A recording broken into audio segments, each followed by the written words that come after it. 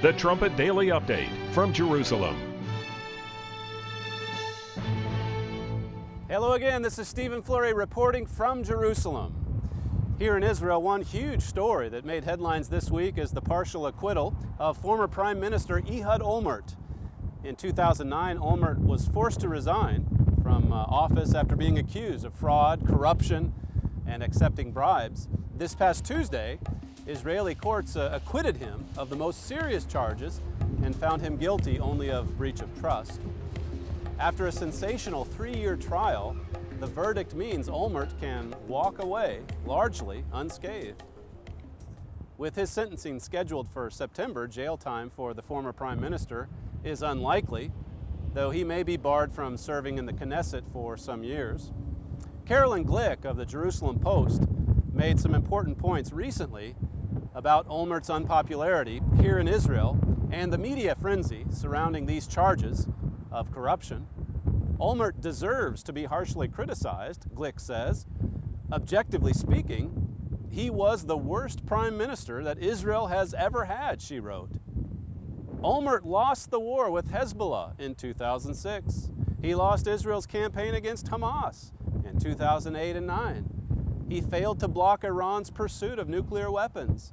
He weakened Israel's international position and its alliance with the U.S., and so on and so forth. That's what Ms. Glick wrote.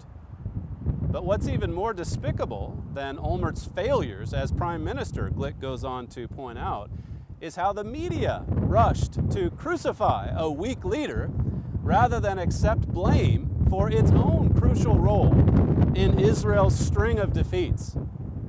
The Israeli media specifically, and the left generally, holds the lion's share of responsibility for the outbreak of the 2006 war due to its massive propaganda campaign to coerce successive governments into withdrawing from southern Lebanon in 2000, Glick wrote. Had Israel not run away in May 2000, Hezbollah would not have been free to attack Israel in 2006. It's that simple.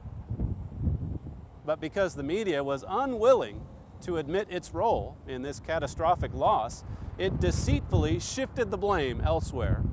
Israelis wanted a scapegoat, and so the media quickly found one in Ehud Olmert. They decided that Olmert had to be sacrificed to protect their ideology, and so he was.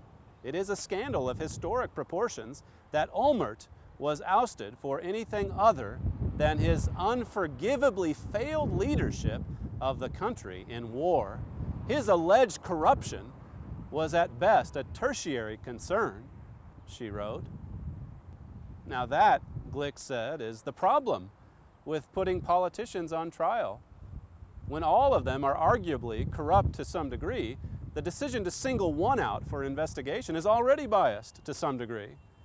And when much weightier issues are at play, and the purpose of a trial is simply to divert the public's attention, then it's all the more reprehensible.